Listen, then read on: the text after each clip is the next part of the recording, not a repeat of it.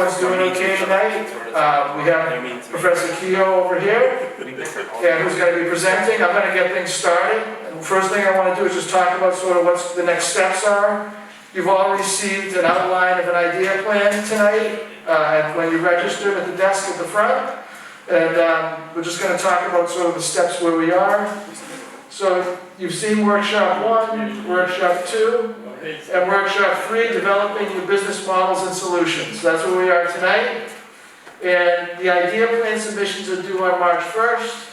And that's the outline you have is of what you're going to need March 1st. So it'll be the, talking about the problem, the opportunity, your business model proposition, and your resources that you're going to need.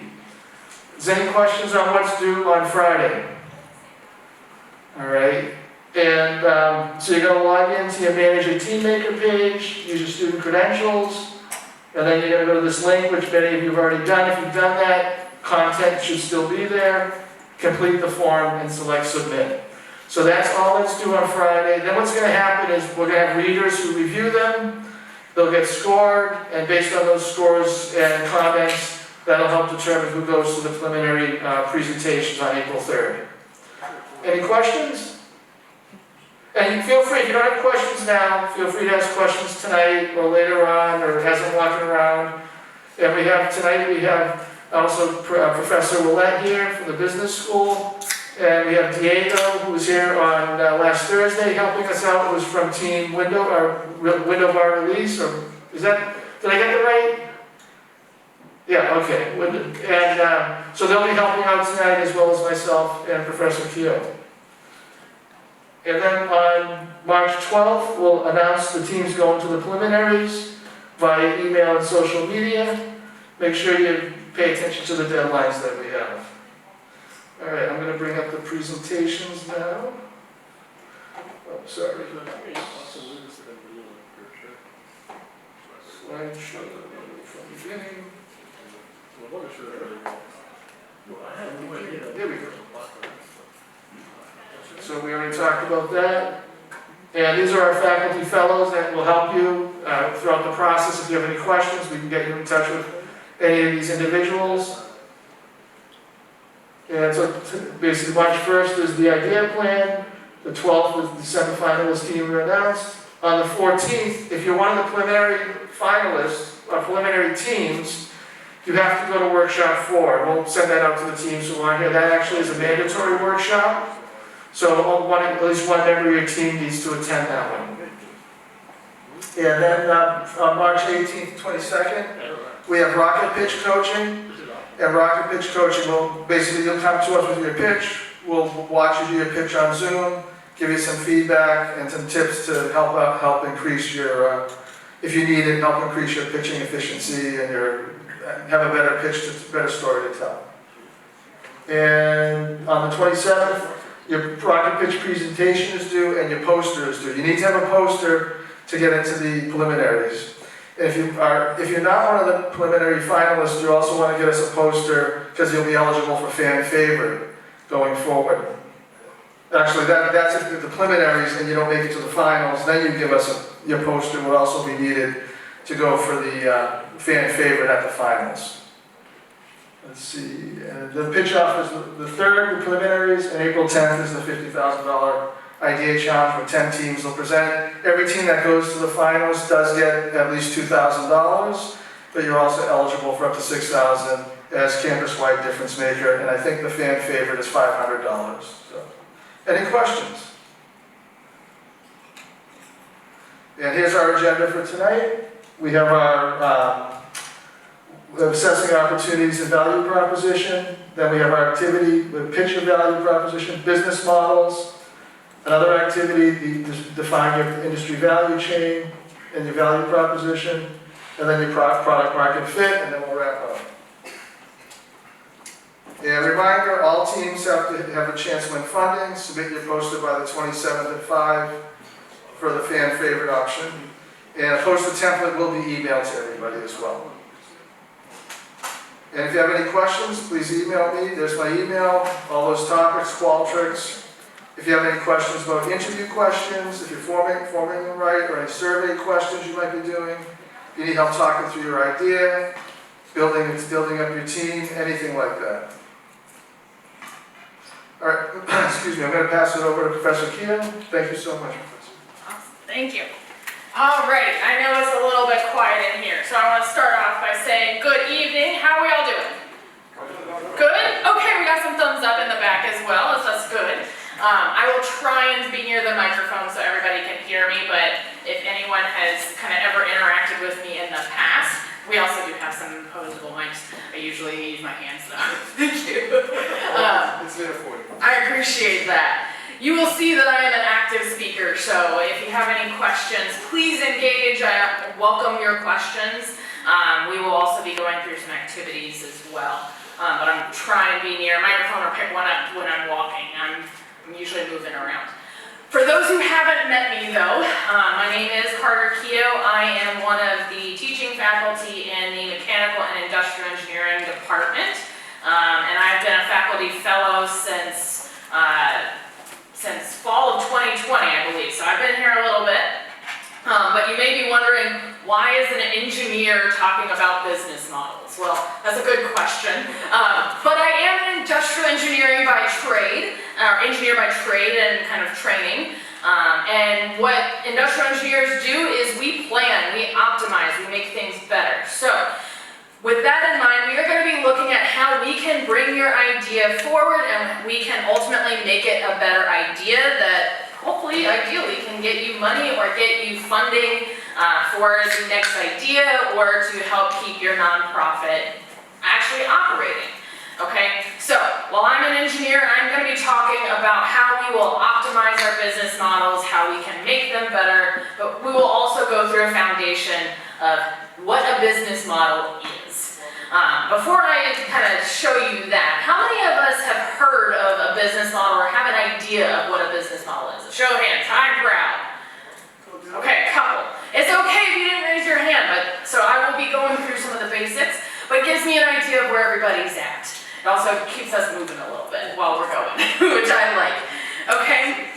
For those who have not heard of what a business model is, ultimately, it is the way your business is going to make money. Ultimately how it will support itself. So when we are looking at developing a successful business model, ultimately we need to be looking at what money is going to be coming in, what our revenue stream is. We need to be looking at who we are serving, what our customer base is. We also need to be looking at ultimately what product or service we are going to be offering, as well as kind of who's going to kick off our idea, who's going to finance it at the beginning, all of these good things, okay?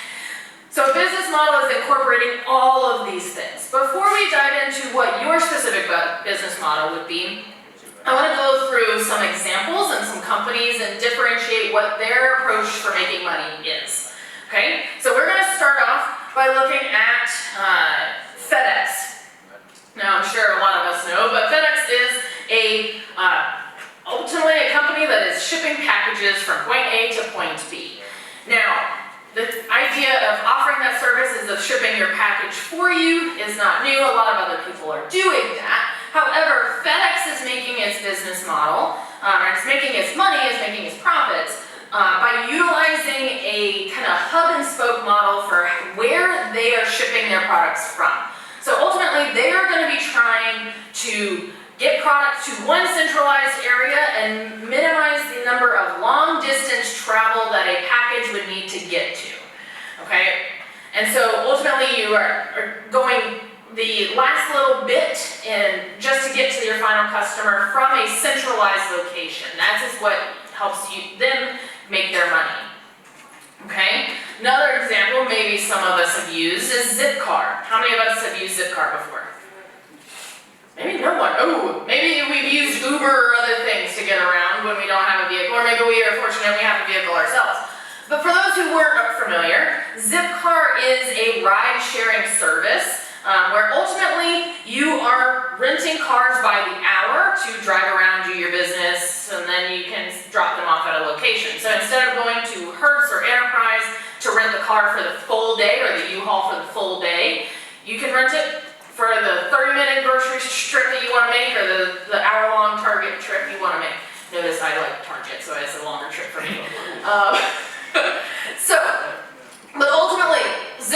business model, they are making their profit because they are maximizing the utilization of the resource. In this case, the resource being that car that Zipcar owns. They just want to maximize how much time is being used. Because ultimately, if a person is renting it for a day, maybe it's only utilized for a couple hours of that day. Whereas in Zipcar, you can have multiple users renting that car to make it kind of work better for the company.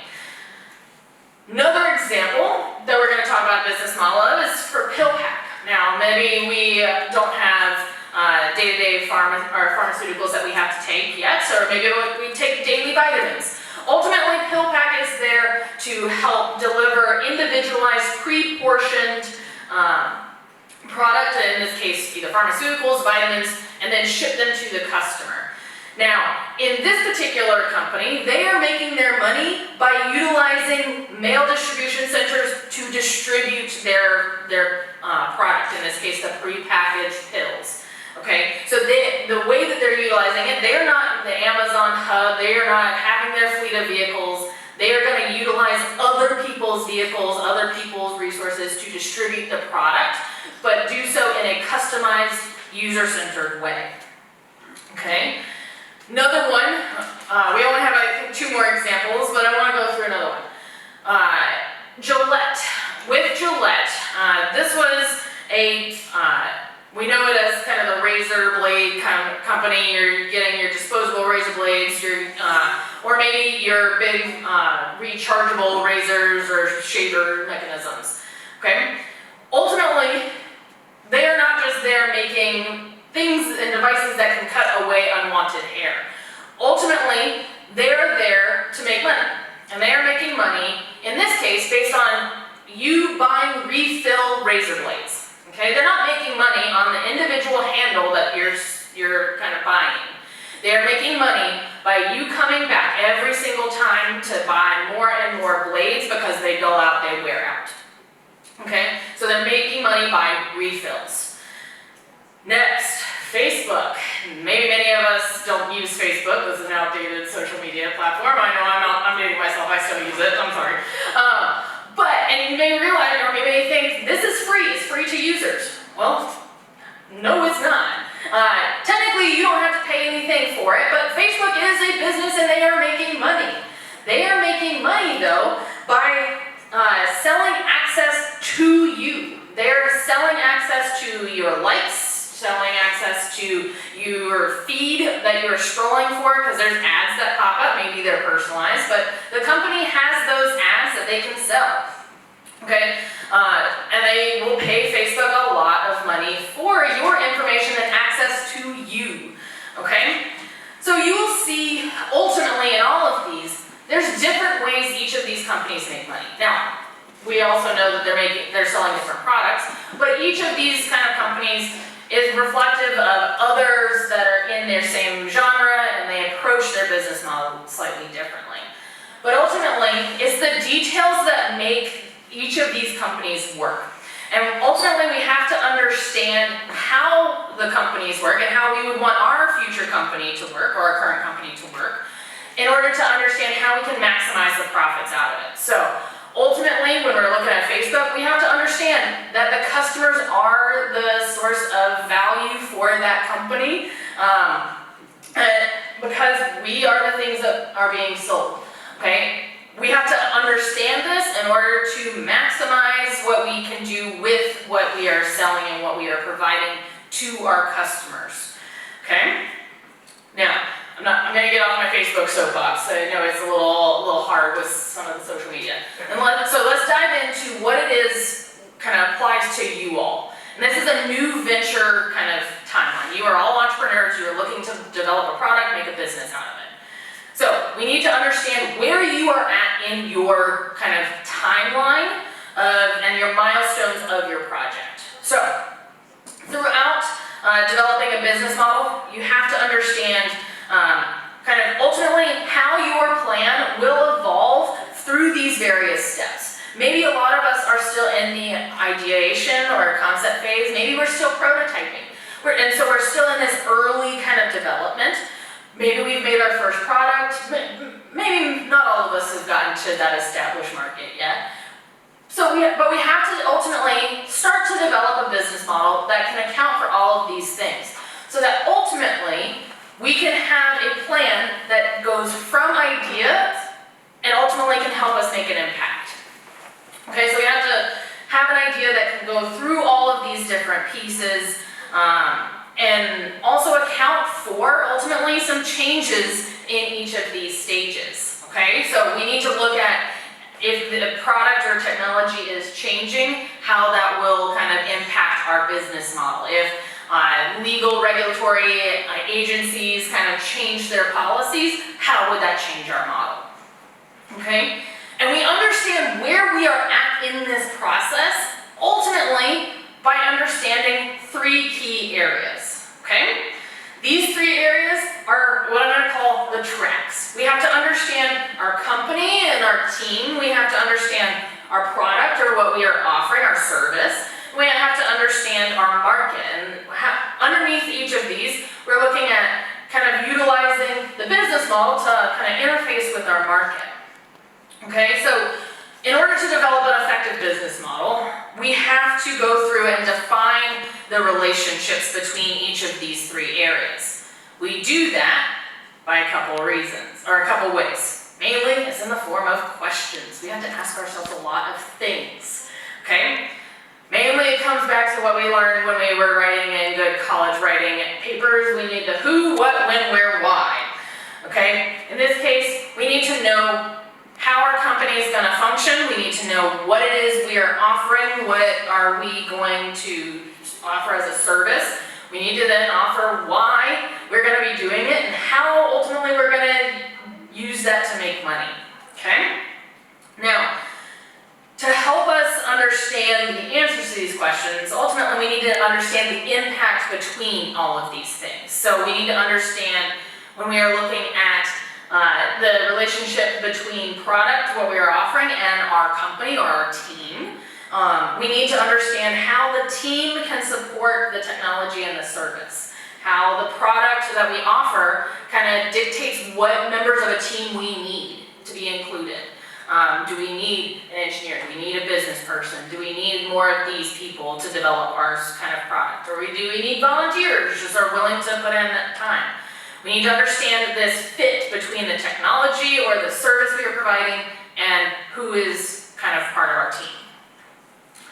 We also need to understand kind of where we fit for this market and team kind of area. So we need to understand how our team or the founder of our company, maybe that's us, need to connect to the market. Are they going to be doing social media blasts all the time? Are they going to be interfacing directly with the customers and the market, or are they going to be kind of allowing others to kind of handle those interactions? Okay.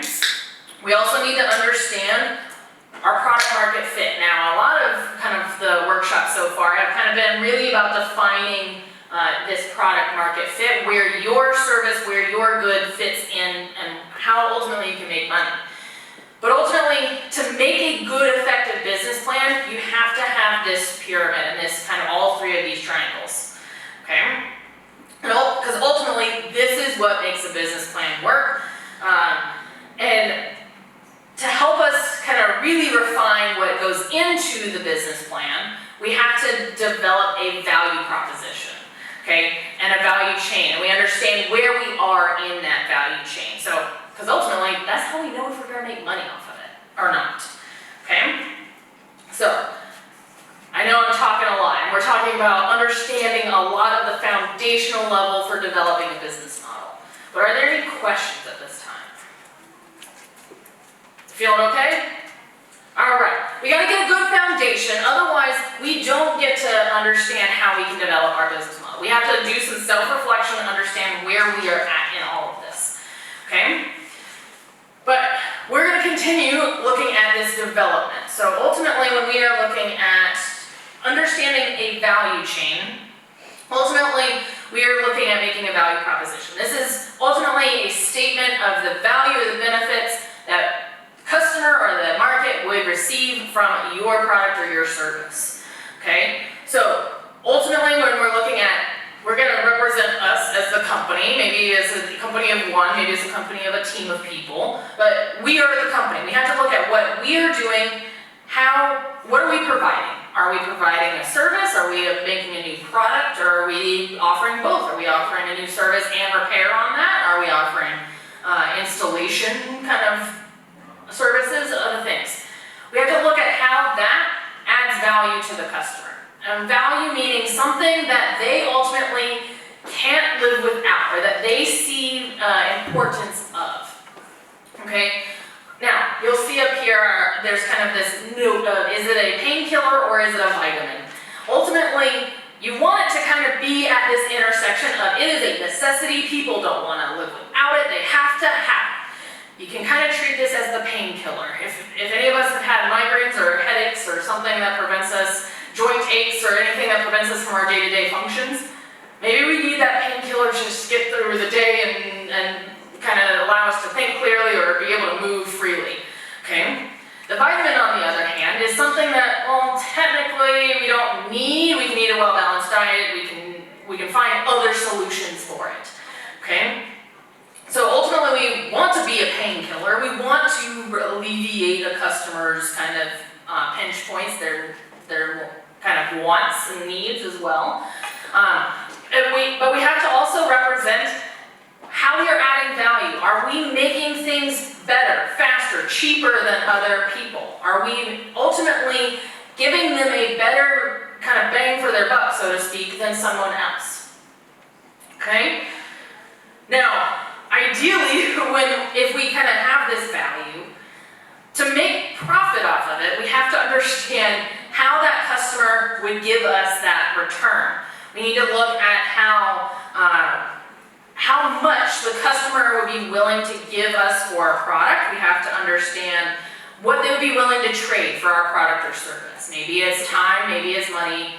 Ideally, it's money, because we have substantial costs, maybe for overhead or paying ourselves a living wage, all those good things. And so ultimately, we want to look at how we can turn that value that they're giving us back into some sort of profit. So we have to account for any costs that we have. We also have to handle in this kind of return, kind of on value, what happens if we need to kind of give them value back because they wanted to return our product. So we kind of got to understand this loop in all directions and all forms. Okay? Now, we'll make a note here. We have to understand this not only for companies that want to make profits, this also applies for nonprofits. How many of us are developing a nonprofit idea right now? Any of us? Okay, maybe we all want to make money. That's totally fine. But if you wanted to come up with an idea for helping people that you aren't wanting to make a ton of money on, ultimately, your nonprofit still has to pay the bills, it still has to pay the rent and the electricity, and it has to pay the salaries for those who are helping facilitate your nonprofit. So you have costs, you have to still find a way to support and offset those costs. Maybe you're not making profits to pocket and for someone else to keep.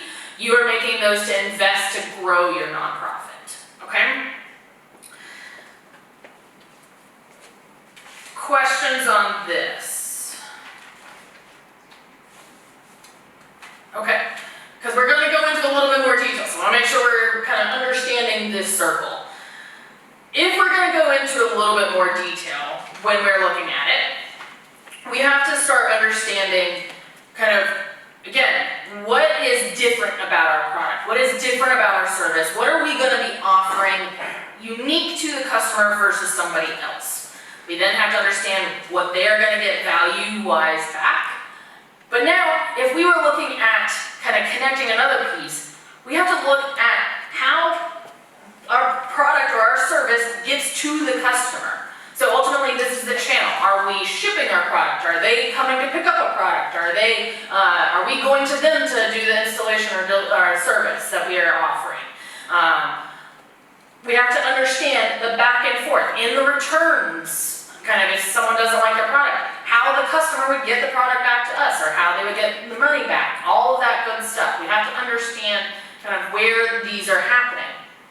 We also, outside of this loop, have to understand what is coming into our system? What are we interfacing with our suppliers? Are we buying product off the shelf from someone else? Are we going to get raw material from somebody else? Are we going to utilize another service from another? We also have to factor in investors. Ultimately, all of us are here today because we have an idea we want to kind of help support and help grow. Part of that investment is looking at Difference Maker is getting a kind of a kickstart and a boost, but ultimately you will be interacting with other investors. Ultimately, you are going to be talking to people that you want to convince to give you money, okay? So you have to understand who they are. You have to understand also who your competitors are and how they might be kind of attacking all these other points in your value stream. Okay, and ultimately this is your value stream, kind of understanding where everything is at, where you might kind of be shortchanged, where you're going to leverage other pieces from. Okay, because you may have competitors who want to go just after the channel, kind of right in the middle there. You may have some who are going after your supplier and your company idea, as well as your investors. You may never know. You may just kind of be looking at one or multiples of these. Okay. Now it's important when we are looking at all of these in the bigger picture that these are all, every single one of them is looking at kind of how they are impacted by multiple things.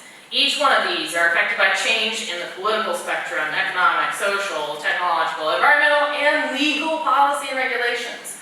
Okay? So your value stream and what you are looking at is going to change over time. It's going to change with any change to one of these various things. Okay? So it's important to understand where you are at in the system and how it kind of flows throughout all of it. Now, that's not the main point of today's talk. We're kind of going through a foundation to help us understand how we would kind of understand where we would want to develop our business model from. So, to reiterate, we have to understand where we are along this entire road that goes from product coming in and through our development and our kind of refinement from raw material to adding in any electronic subsystems or developing any assemblies to then ultimately go through, are we going to sell them through a wholesaler or going to sell them directly to the end customer? And how does money come back through the system? Because every single one of these systems, if we go to each of these steps, someone's going to have to get paid. Now, ideally, if you are doing all of this, you get all that money, but you also have all the work. So if you are dividing it, you have to watch kind of how a product flows through from start to finish, from what you are doing from raw material to your end customer, and how money gets coming back through it, because everybody wants to get paid, okay? Including yourself, which is good. Okay, when you are looking at it, maybe you are going to position yourself not at developing the raw materials, but maybe you are going to use some raw materials, refine them, make them into something else to sell. So maybe you sit where that little yellow smiley face is. Maybe you're happy because you're sitting right there. Okay.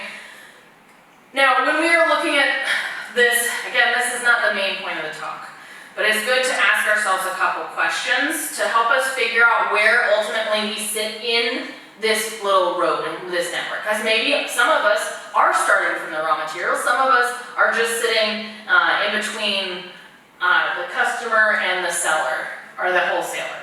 Okay? So we have to ask ourselves, who is our customer? What is their end goal? We have to look at what we are differentiating our product to be. We have to look at what service we are offering and how it differs from other ones on the market. We have to look at what is our proposed price and cost structure. Now, this particular question starts really getting into the business model, because ultimately, you got to make money, so you got to understand what it is you're going to charge, what you are going to, kind of how you are going to charge that thing. Are you going to be a subscription-based product? Are you going to be a refill-based kind of cost model? What are you going to look at? How are you going to charge people for the service? And how are you generating that revenue? Okay? You also need to look at who are your suppliers? What are they doing? Where are they in the value chain? And then ultimately, kind of where, sorry, I didn't put that up there. Behind this slide, I apologize. So you have to look at where you are in the value chain, and you also have to look at how you capture that optimal kind of piece going through your system. So how do you find the optimal point for you and your company to be positioned so you make the most out of your money, or get the most out of it? Okay? Now, we're going to do a very small activity, and this can be individually or with any team members that you have for your activity. Okay, so if you have an idea, you can work with your team members or just your individual if you are the team member representative today. Okay, I want you to think about two questions. First, can you define your industry? Can you define your industry value chain? So if you're making a product, kind of what are some of those elements in the system? And also, can you identify where you are going to be in this system?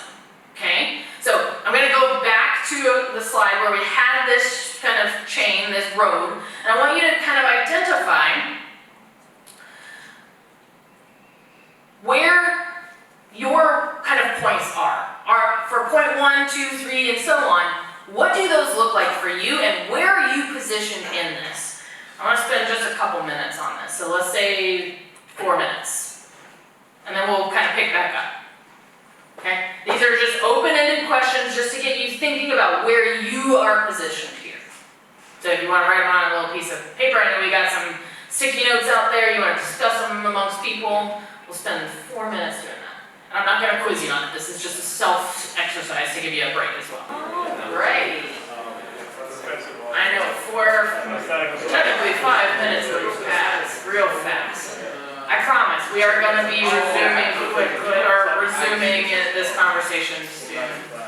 But, want to just come back so we can get to the bigger defining activities for us. This is just a small break for us. How many of us, though, maybe found it difficult to really define where we were in a value chain, or what kind of our stream looked like? How many of us found that difficult? A little bit? How many of us found it extremely easy? Okay. I love that you found it extremely easy. Let me complicate it for you. Okay. If you raised your hand, I didn't understand that, I didn't understand my system, you might be seeing a lot of the complexity of what's going on. Or maybe you've just been working on this device a long time and maybe you found it easy that way. So ultimately, when you are looking at this though, it's okay that you may not know where you fit in this stream, where you fit in your value chain. Okay? Because ultimately, you may say, I could fit in a bunch of places, I might be able to account for a bunch of different things. That's okay. If we look at an example in the automotive industry, you will find that even companies that are making similar products, I'm not going to say the same product, but a product that is, you're getting in a vehicle that will drive you from point A to point B, ideally. Every single one of those companies has a slightly different approach. They take on a different position in the value stream. They may take on multiple places in that value stream. Okay, so if we're looking at, from this product, going through raw material, making individual components, assembling them, producing the vehicle, going through the dealer, and ultimately getting to the customer who's going to drive that vehicle, we will see that most companies will fit kind of in here. They are going to be looking at and relying on other people making the fundamental products. They are just going to assemble them, and maybe they go through and maybe sell them, or they rely on others to sell them. Okay? Tesla, for example, has a slightly different approach. They are looking kind of back and looking forward as well. They are going to control the manufacturing of the engine and battery, or not the engine in this case, the batteries. They developed a whole sub-company to just produce batteries. They also are then making the vehicles. They are then have dealerships. They are taking on more of this value stream than just one kind of development of the electrical system and your ignition, your braking, all of that. Okay? Also, if you look back in time, now not all of us are history majors, so I'm going to save you the details on that. As an engineer, I like the short, simple version, so I'm going to give you that version. Okay? If you look at Ford, on the other hand, took on everything except being the customer. Okay? They went and they acquired their raw materials from digging it up from the earth or kind of chopping down trees or harvesting the actual raw good, transforming those into a material that can be used in a car, all the way into they're selling the vehicle to the end customer. Now this is the old version from the 20s, not necessarily the new version today. There's some sub-companies and whatnot, but if you are having a hard time figuring out where you fit in your particular product or service's value stream, it's okay. This is why. Because you can implement yourself and put yourself in a variety of different locations, and you can also put yourself in and control the entire range of elements as well. Okay? So, when you are looking at this, so far, we've just talked about where you and your company or your team is at, okay, in all of this process. So far, we have not touched making a business model. Promise, we're going to touch on that now, okay? Because ultimately, when we are making a business model, it's hard to know where to start. But we have some tools, and there is, on the tables, there's these big kind of whiteboard posters that are of this business model canvas. Ultimately, this is going to be a tool that will help you kind of represent in a graphical way where your company is in this value stream and kind of what aspects you should factor into your business model. So, some of this we've already discussed, so I'm just going to talk about how it fits in the business canvas. Okay? So when we are looking at this, we have our company. Okay? This is going to be our key activities and our key roles. This is what we are going to be doing as individual team members and teams. Okay? If we're talking about the customer in our business model canvas, this is represented on the right-hand side, kind of looking at the customer segments and understanding maybe customer relationships a little bit, understanding who you're going to be targeting. The way you're looking at value going to and from these locations are going to be in those sections that kind of are overlapped by these kind of arrows. So you'll see your value proposition. This is going to be how you are going to differentiate your value, your customer relationship, how you're going to differentiate that from someone else. Are you going to prioritize high customer service in your business model, or are you not? Are you going to then look at incorporating multiple revenue streams from individual customers to wholesale dealers? Are you going to look at incorporating in individual investors? Are you going to get revenue from stocks? Are you going to sell stocks in your company, or are you not? There's ways that you can define how you are going to make these red and green kind of pieces of this loop between the customer and the company. Okay? Now in between there's one that says channels. This is where you're going to define kind of how you are getting your product to and from or from your customer or yourself or your internal teams. Okay? Your business model also is going to capture your suppliers, so you have to look at your key partners in this case, because sometimes your suppliers are your partners. They're not just simply people who are going to give you money, but it's people you are going to get resources from. Okay? Now, if we are looking at all of this, it is nice to kind of look at how all of these pieces fit together. But when we are looking at these pieces, ultimately we can group them into two categories. If you like talking to me, you'll like knowing that I simplify things into smaller pieces. So we're going to simplify it into two kind of key areas. Knowing all of these, ultimately we need to define our product and our service versus where we fit in the market. Okay? And if we kind of divide those two pieces, or define this business model canvas, ultimately that value proposition is going to be your interface between the two. But ultimately you've got to understand how you are developing your product, how you're developing your service, and how you will develop that market fit. Okay? Now, when we are looking at kind of piecing all these areas in, when we're talking about market fit, what makes us attractive? I'm going to kind of recap a little bit before we go into some activities. Okay? What makes us different? Are we a painkiller? Are we a vitamin? Are we resolving any unaddressed pain points or pinch points? What makes us valuable? What makes us differentiated from another person or another company that may be offering a similar service? A lot of you who have gone through the workshop have identified some of those things to find your niche. This is just putting it in the paper in a little bit of a different format, okay? But it's still representing that same idea, okay? Now, another thing, maybe not all of us have thought about yet, because we may be still in the ideation phase, is how do we get customers? How do we kind of reach those people who are going to buy our product? Are we going to start off targeting the same customer that we would now as we would in 5 years? Ultimately, we have to look at how we would start immediately, and then maybe look at how this will grow and change over time. Okay? We also need to look from a market perspective, how we will channel those partners, how we will help them come to, or how we will get our product to and from market, how we will sell and support customers. Are we going to do that all internally? Are we going to leverage other people? When we're looking at our product and services, what are we going to have in-house? Are we going to prioritize our individual idea? Are we going to have a patent? Are we going to have the know-how of how to repair it? What are we keeping kind of as our kind of quote-unquote secret sauce? What are we going to kind of keep? Are we going to outsource that? Is that not the value that we are kind of adding, or that's not the kind of cost structure that we're going to look at?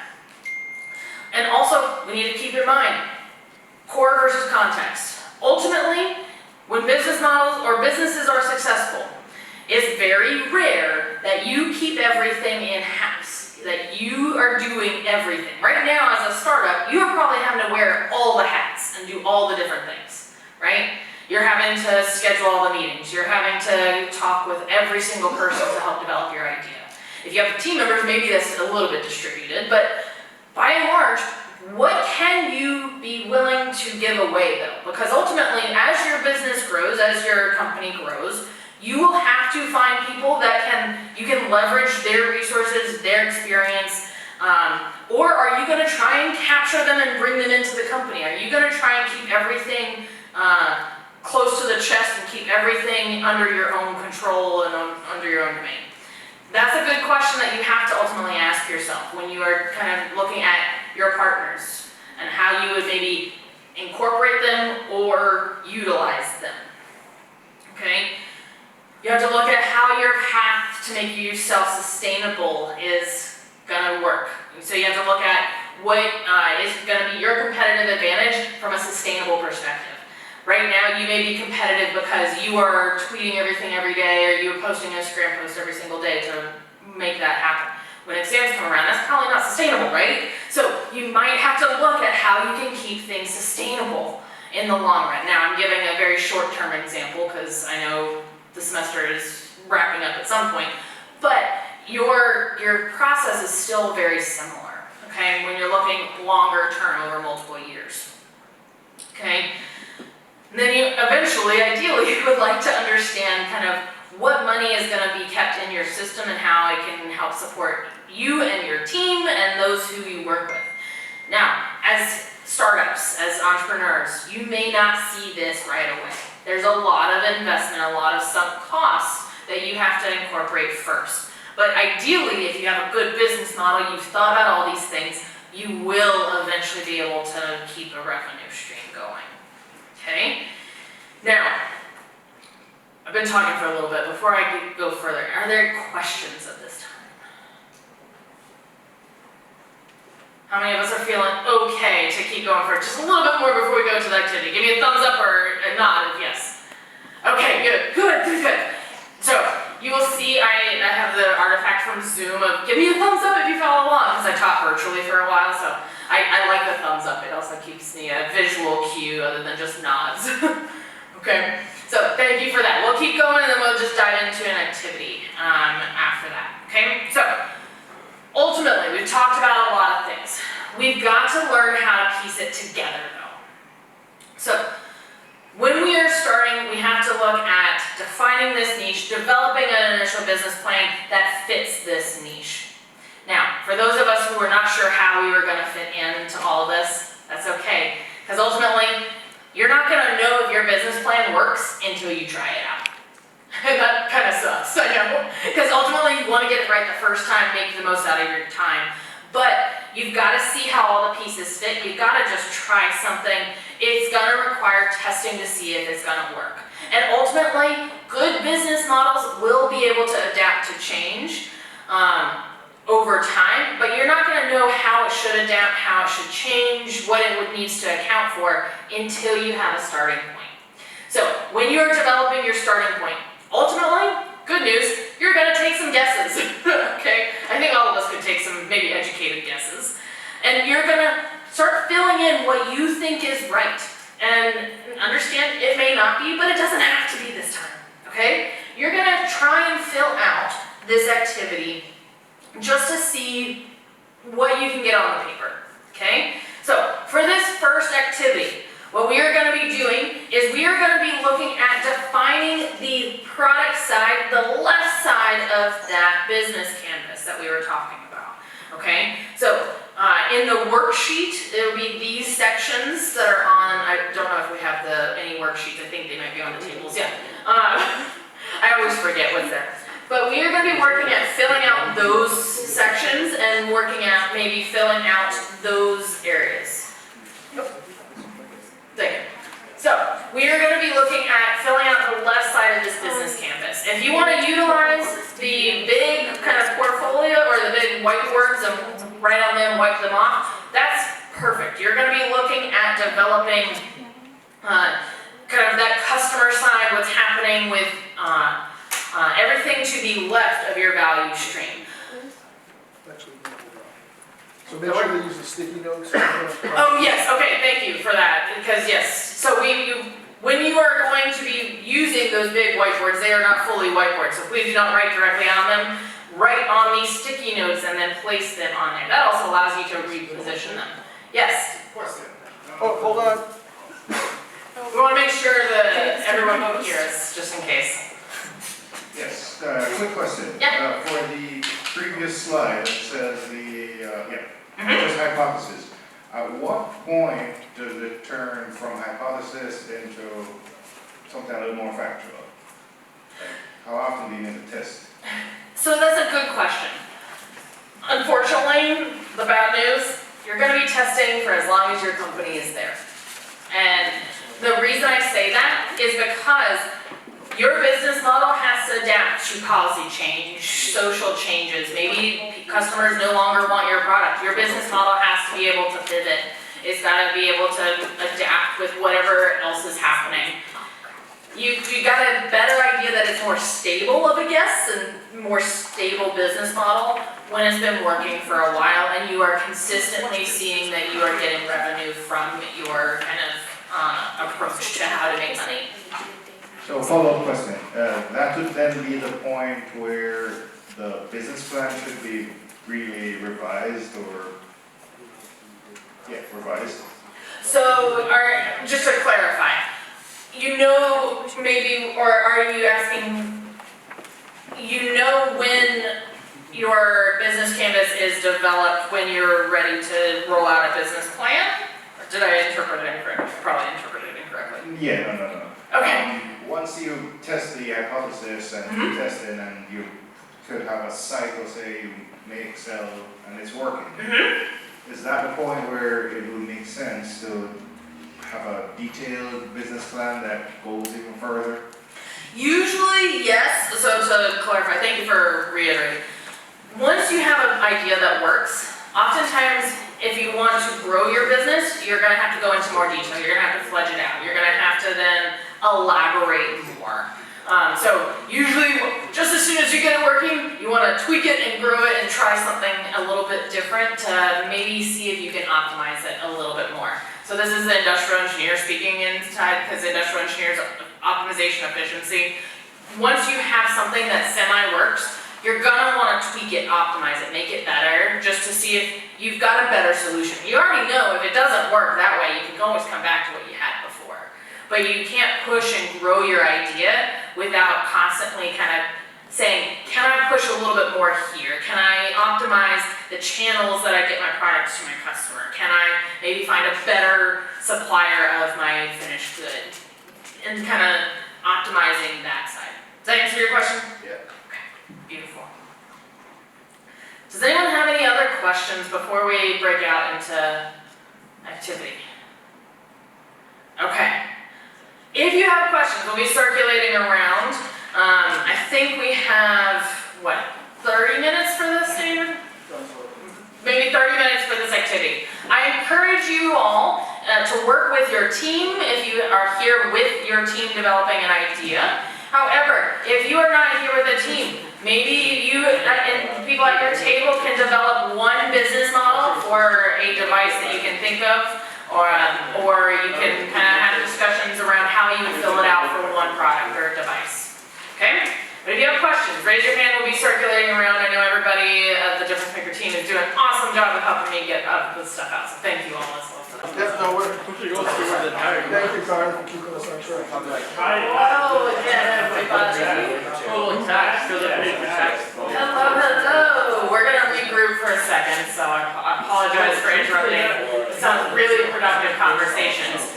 For the interest of time, I know we're taking our first stab at everything, kind of filling out our business canvas, that first side of our sheet. What we are gonna do now is just take our next best guesses on the other side of that sheet. So flip that paper over and look at the right-hand side of your business model canvas to focus on kind of understanding the customer side, understanding who you are kind of serving with your product or your service. And also looking at understanding your competitors. So right now you've kind of outlined, ideally, take a first stab at your business model for your solution. We are gonna now look at what is gonna happen from the customer perspective and the competitors kind of side. And so you're gonna fill out some of those questions there in the right-hand side of the sheet that I've said, okay? Any questions though before we kind of break off to do that for the next 15-ish minutes? Feeling okay? Give me a thumbs up if you're feeling okay. Hey, there we go. All right. Off you go. We'll be floating around if you have any questions. I'm hearing a lot of good thoughts, though, in conversation. All right, keep it up. We're gonna do something to wrap up soon. Okay. But yeah. Alrighty, hello everybody. I know we are right at 7 o'clock. So, what we are gonna do at 7, hello. Hi, I'm back. Alrighty, thank you, I apologize. This is good conversation. We are at time and we want to be respectful of everybody's time. So we're gonna go ahead and wrap up. Hopefully you had some good conversations, it sounded like everybody did, kind of finishing up your business model canvas. If you didn't, please know that ultimately your business model is going to evolve over time and you will have to iterate over and over, including finishing up this first iteration if you didn't do so already, okay? So, this is just a tool. Use it as a tool to refine your team's process, to refine how you structure your team and everything else. I'm happy to answer other questions, but we did have some other logistics things before we go for the day. So we'll go straight into those, okay? And then I'll pause after for questions, okay? So when we're recapping what's next, ultimately you're gonna fill out these worksheets and you are going to get your idea plan into the Difference Maker team online this Friday at 11, or not 11, I used to say that for classes, at 5 p.m., close the business. You're gonna get your idea plans in, okay?